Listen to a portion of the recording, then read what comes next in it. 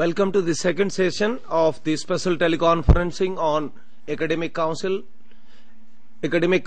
in open and distance learning system. Professor Kaul will be resuming his lecture on academic counseling. Before that, I just want to share two things with you.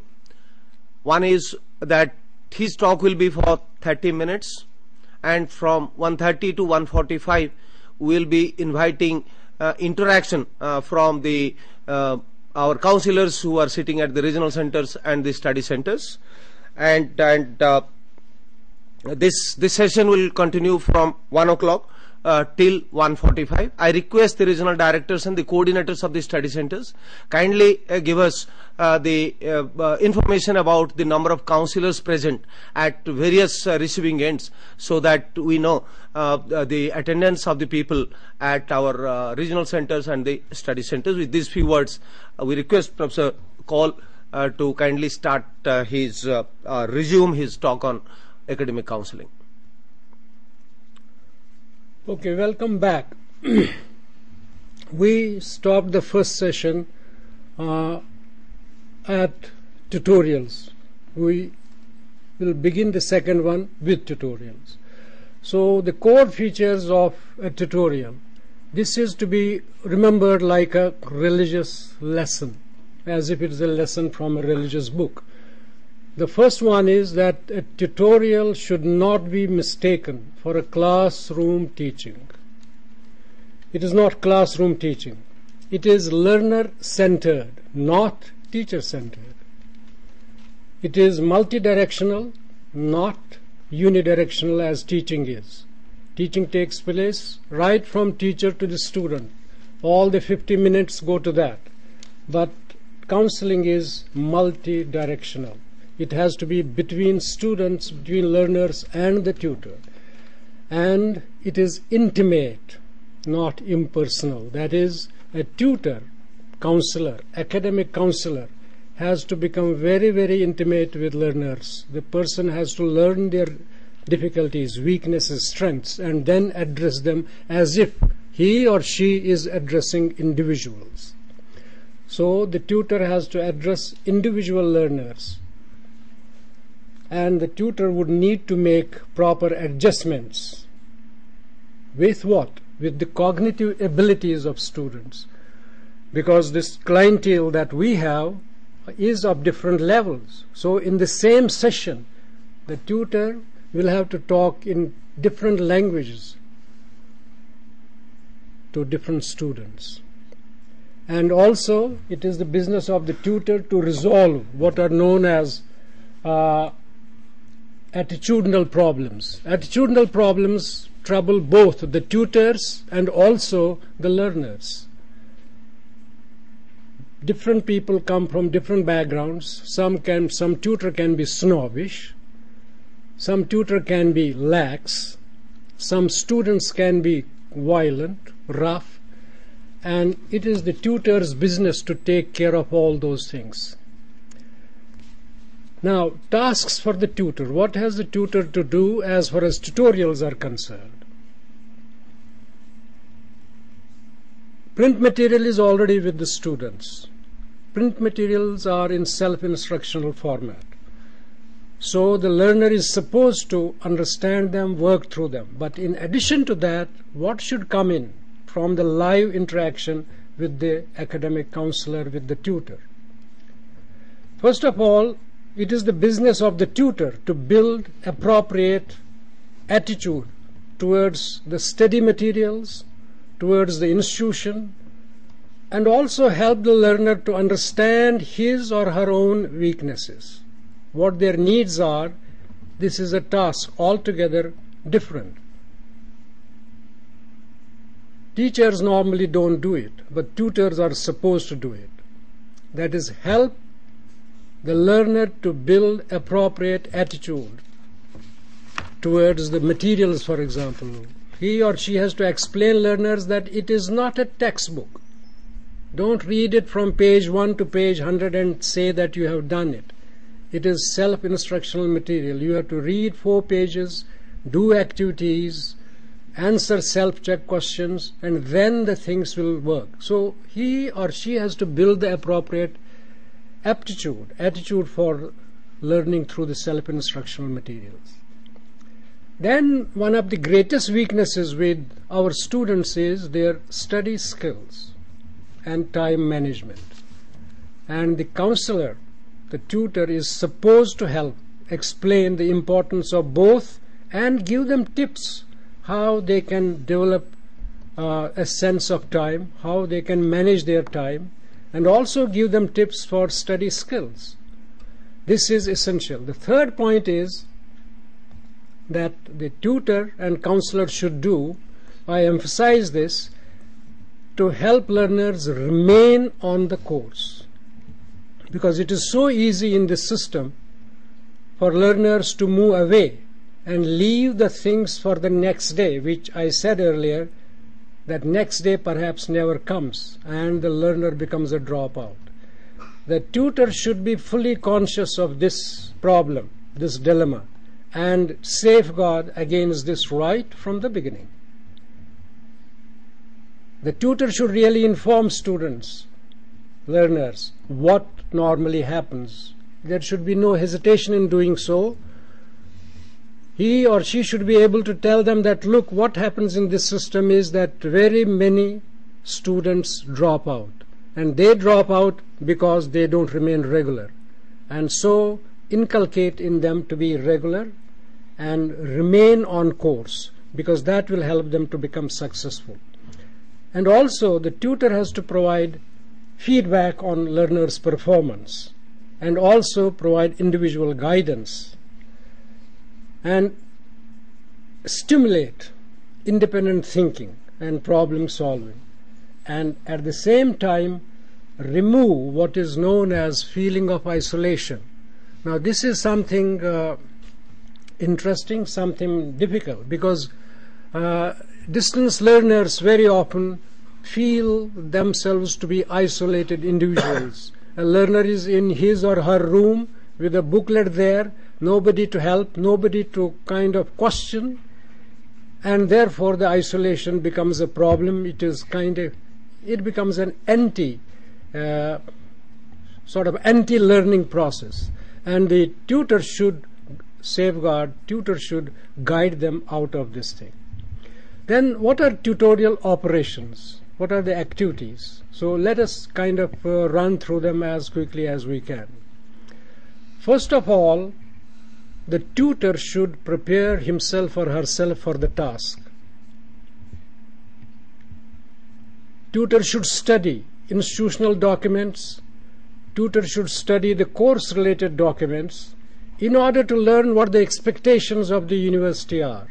What is it the university expects from a student at a particular level? The tutor should know that. The tutor should know about the learner profile. The university documents should inform in writing what the clientele is like, so that the tutor knows what kind of students or learners he or she is faced with. And also, the tutor should know the kind of tutorial environment that is provided. Is it a tutorial session under a tree? Is it a tutorial session in a lab? Or whatever. Because this basic information will help the tutor to prepare himself or herself. They should know what the clientele is like. They should know what the university expectations are. They should know where the tutorial is to be conducted. And then, say for example, this morning we had some problem with the situation here. Work through course materials to be familiar with the course. This is very important. I am an expert, let us say, in physics, so I have been appointed to work as an academic counselor, as a tutor in physics, and I go with the dictum that since I know physics, so I can do whatever I have to do automatically. That really is not true. It is not that you have to learn physics, but what you have to learn as tutor counselors is what has been presented to the students. And unless you look into the materials from page to page, what kind of activities are there, what is the purpose of activities, What kind of self-check questions are there and what is their purpose? What does the university want to come out of those self-check questions? You won't be able to do justice to the business. So go through the materials, see what is expected, and then the university will prescribe perhaps a schedule for tutorials. Keep that in mind, but always use your own senses.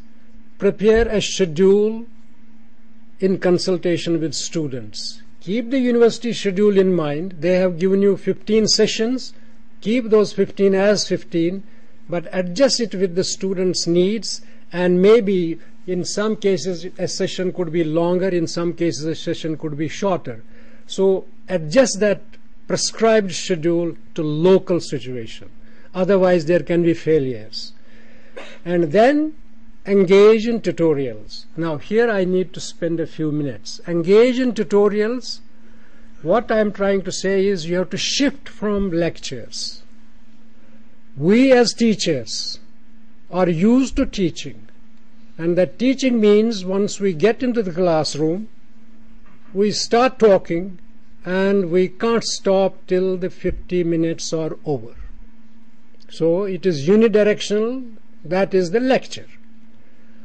In tutorial systems, in this system, ODL system, we have to move away from lectures, and you have to propel, motivate, and in a certain sense force your learners to move towards tutorials. Now, again, as I said, I will spend a couple of minutes on this. What I have been doing in my sessions, tutorial sessions, and I am giving this kind of, call it a lesson from my own experience, and it works so well. Let us say you have been prescribed, the institutional direction is that there will be 20 tutorial sessions for this particular course A. What I used to do is, in the first session as I would go, I would start saying that, look, it is a tutorial, and so I won't be delivering any lectures. What you have to do is you have to come prepared with Unit 1, because there are 20 units in the course, and we have one tutorial session per unit, so we will give 20 sessions to 20 units. Today is the turn of the first unit. And in this unit, I'm not going to deliver any lectures. Have you prepared the first unit? Have you come prepared? Now, this comes as a surprise to them because nobody had informed them about this, so they keep on looking at each other's faces. I am describing the scenes exactly that I have faced. Then what I do is, I spend, as I said, 10-15 minutes emphasizing that they should come prepared, they should come prepared. But then the remaining 80% of my time I deliver the lecture. This is the first meeting. So I cover the first unit as a lecture. And at the end, towards the end, I reserve a few minutes, emphasizing again, now today I delivered a lecture, willy-nilly I did it. But tomorrow is not going to happen. Tomorrow you come prepared with your lesson. And then we will do it. So when we come tomorrow, I again remind them about this, that we have agreed yesterday that you come prepared with your lesson. And then I ask them, how many of you have really prepared the lesson? Then they look at each other's, and then some hands come up, and maybe 20% have actually gone through it. So I take advantage of that. I ask them, those people who raise their hands, okay, what did you study? What difficulty was there? I spend some time on that. But even this day, I spent almost 40 minutes delivering the lecture. I cover the second unit also, but by reducing the time. Then again at the end, I spend 5 minutes emphasizing this, that they need to prepare. And tomorrow there certainly will not be any lecture. Today I saw that only 20 of you have done it. And when I go to the third session, I again remind them, have they prepared? What I see is today there are around 65% who have done it. And again we spend some time in interaction of that time. And again, third day, I spend 20 minutes lecturing. I cover the gaps. And again on the third day, then I say, now henceforth there won't be any lectures. And believe me, on the fourth day, all of them come prepared. And then you can go with your tutorials. They will come prepared, and you need to be prepared to face questions. And fourth day onwards, it will be a different story altogether. I am telling you this not as a hypothetical case. As I have said, I have experimented with this so many times, and it works so well. The point is that you have to change the attitude, you have to change the psychological rut, because our students come to a learning situation prepared mentally, psychologically to listen to somebody.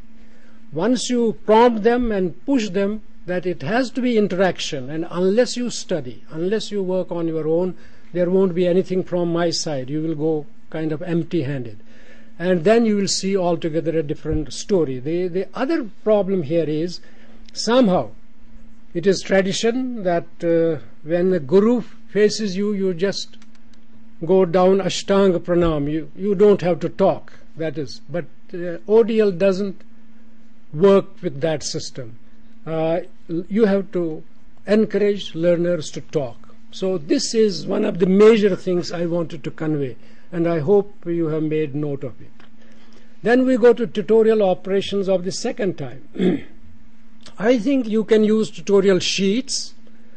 You can make, you say, a sheet, Unit 1, 3 questions, Unit 2, 2 questions, Unit 4, 5 questions, and give that to students. So you have to work on your own units and prepare questions, and you tell them, okay, these are the sheets that we will do every day. Unit 5, 3 questions, because you will have seen the crux of that unit, and those 3 questions will kind of accumulate everything. And once you discuss those 3 questions, let us say tutorial session is 30 minutes, you give 10 minutes to each question, and since you will have worked on those questions, they will be of a type that they will cover the whole unit. But you will make them interact with you because you have provided the questions that suck in the material of the unit.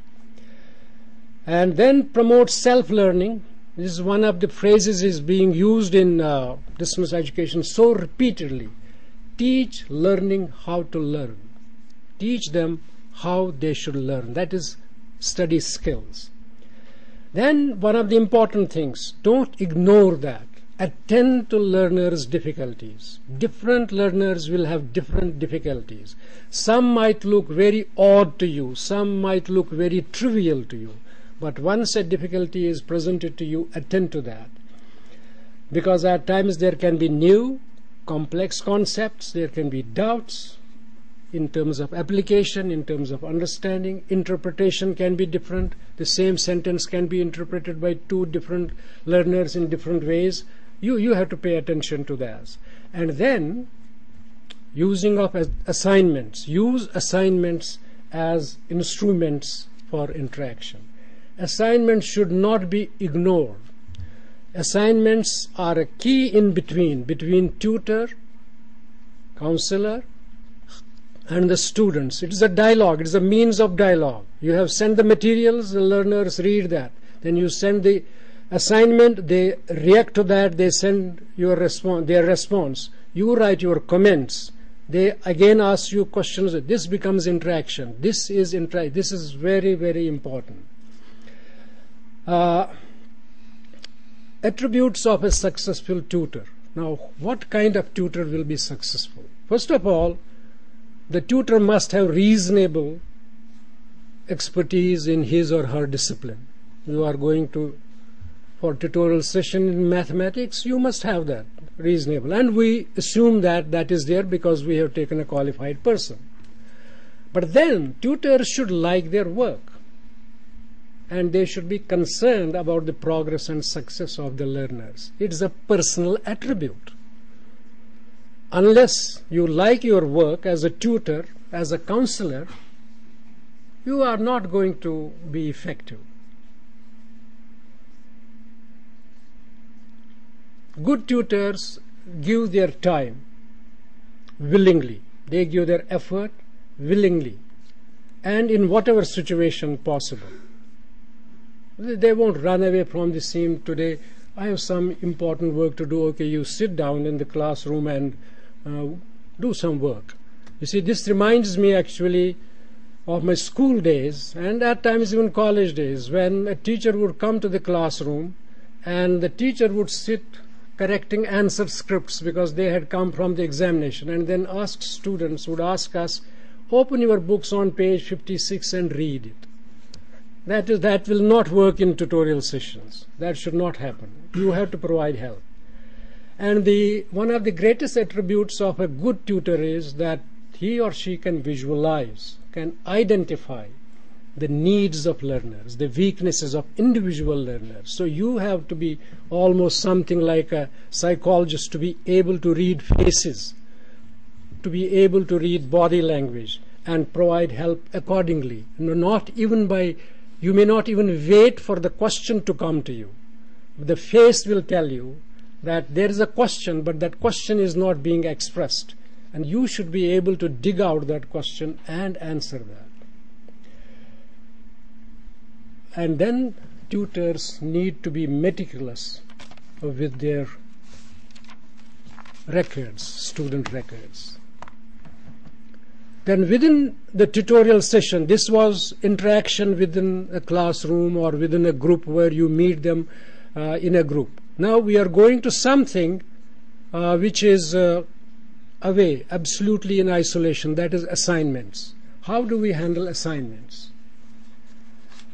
What do, first of all, assignments do? Why is it that the university has prescribed assignments? Assignments promote didactic interaction. Didactic simply means academic interaction. They are instruments that create teaching and learning situations. So assignment has to be seen by both the learners and the tutors and even the institution, that these are instruments for creating interaction. I have known universities where assignments were started in the beginning, and then assignments were seen as an administrative game, that it is difficult to handle assignments for one reason or the other, and then you withdraw assignments. Once you withdraw assignments from the system, you are almost killing the system itself. Not only killing the system, you are also throwing the tutor to the back shelf. Then you don't need the tutor. Then the whole system reduces to correspondence system. If you claim not to be a correspondence system, as the university does, then it has to be interactive. And assignment is a means. Assignment is a tool for that purpose. Assignments also help in other ways, that is, in psychological terms. They eliminate isolation of the learner, because the learner remains in constant touch. Learner received the materials, he worked through the materials, then the assignment is there, the person has to work on assignments, then the assignment is sent to the institution, he expects or she expects the responses from the tutor, and the responses come, responses talk to the learner, and then the learner again has some questions to ask. So it becomes a kind of a dialogue, as if the university is talking to the learner or is with the learner, by the side of the learner every day. That is another important significance of assignments. And then assignments also regulate studies, because assignments don't come kind of like a flood one day. They come at regular intervals. They have to be worked through at regular intervals. They maintain the rhythm, they maintain pace of learning. And fourthly, assignments work as tools of formative assessment.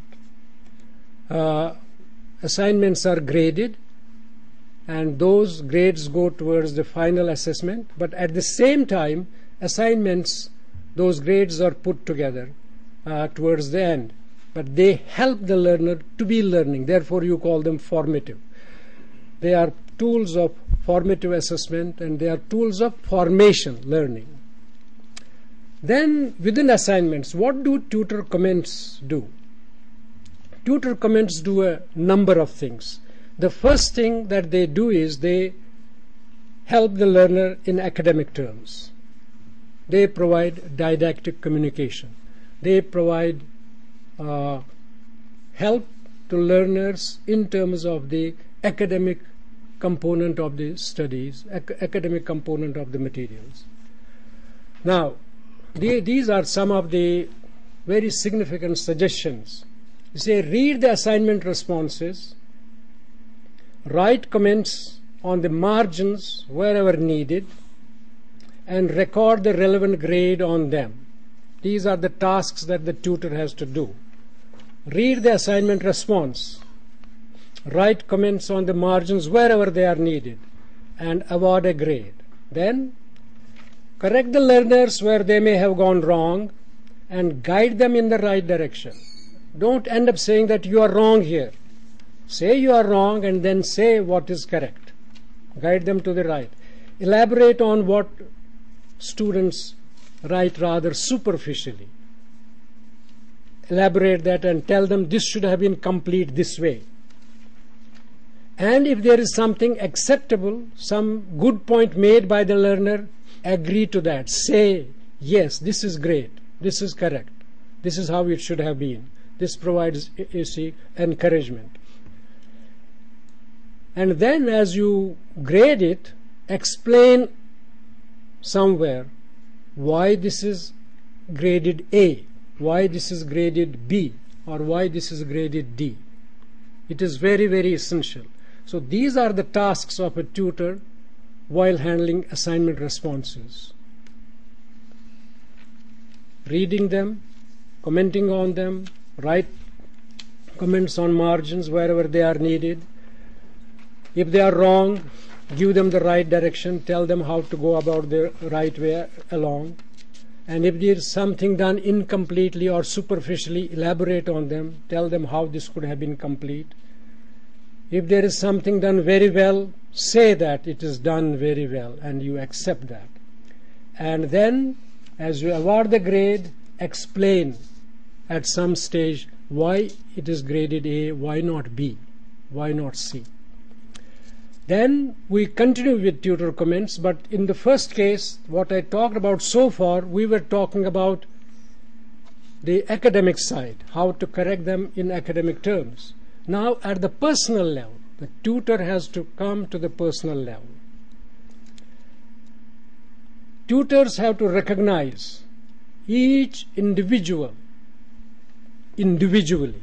You see, in a classroom situation, when you have 30 students facing you, you remember their faces. You can recognize them on the roadside. How do you recognize your learners who send you assignment responses?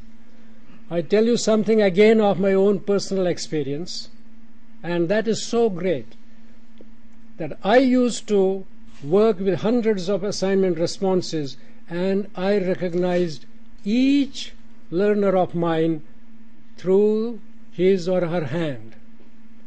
I would say, oh, this is the student who writes in green ink. Ah, this is the student whose voice are curved strangely. And this is the student who writes. There was one student from Madurai, I still remember that. He never wrote in lower case. He wrote capitals. Full 30 pages assignment, it is all capitals. All capitals. For whatever reason, he would do that. So, you have to understand and recognize your learners through their assignments. You would see that some learners respond and they give you personal anecdotes. And some will bring in references from latest movies and things of that kind. One or two calls. Yeah. Huh? Call 1 or 2 calls are waiting. आप कर लो अगर करना है. So we'll continue after that. Hmm? We'll continue after that. Okay. There are 2-3 questions which have already come from Regional Center Bhopal. So the first question is. Okay, please come on, RC Delhi 1. Yes. Good afternoon, sir. This is Sanjeev Pandey calling from RC Delhi 1. Good afternoon. Please. We have 70 participants here at the regional center, ranging from very senior academic counselors, those who have held very senior positions in the government institutions and also in the institutions of higher learning, to academic counselors, those who have joined afresh in our stream. And of course, there are 50 participants, those who are participating from 7 learner support centers in the Delhi NCR region. And all of us are truly enjoying your session, sir, and we are all very confident that we will be enriched by your long experience and the way in which you are putting the points. That will definitely go a long, long way in strengthening the support mechanism of the university and also enriching the academic counselors of our region. Thank you, and over, sir. Thank you, Dr. Pandey. Thank you very much. So there is a question from Regional Center Bhopal. They are asking rural and tribal area students demand the lecture during the counseling sessions. How a counselor can handle that, ignoring their demands?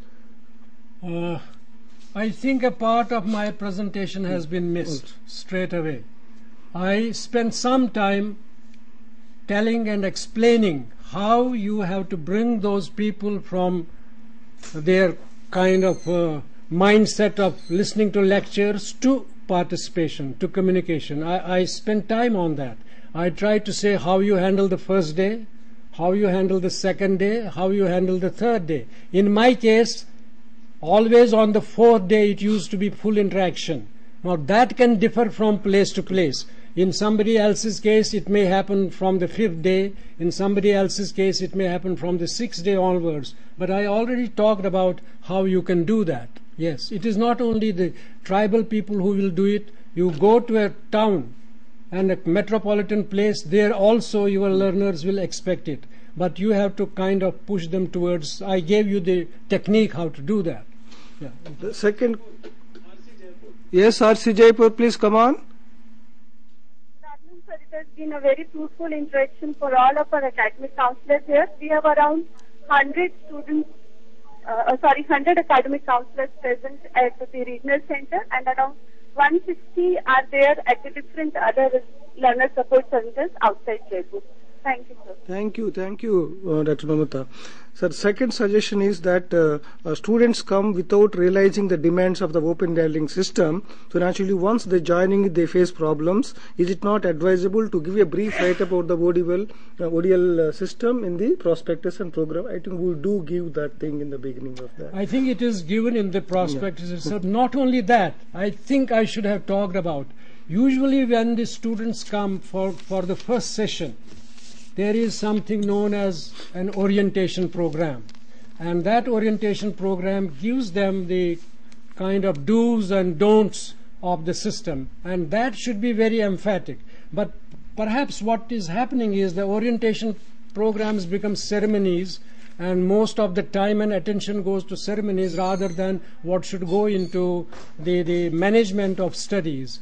And it should be a part within the orientation program. That day you should actually tell how to do things and what not to do in the system.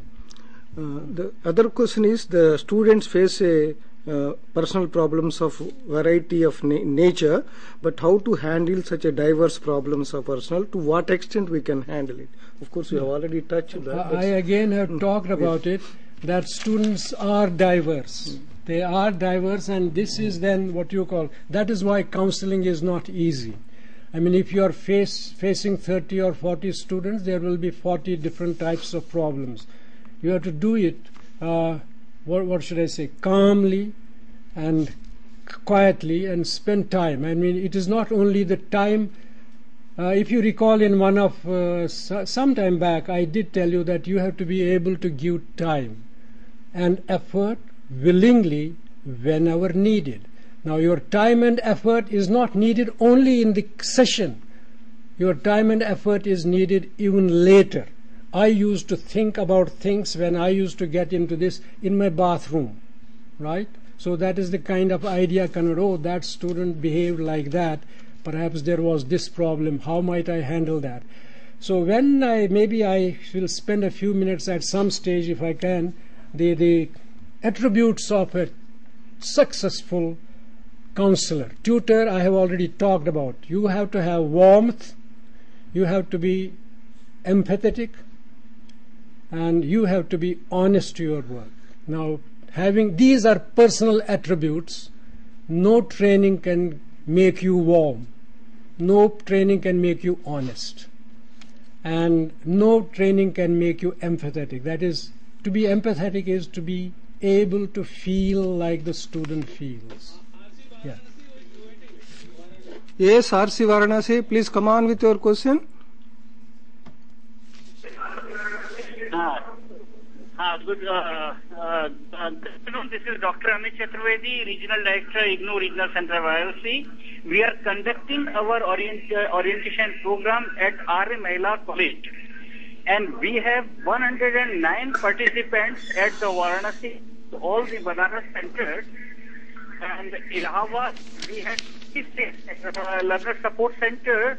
We have 56 academic counselors, and we had deputed one assistant director, Mr. Sanjay Kumar.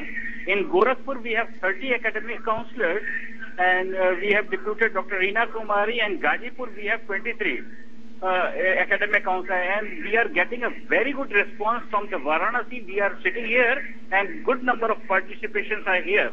And the result from the other centers is awaited, sir.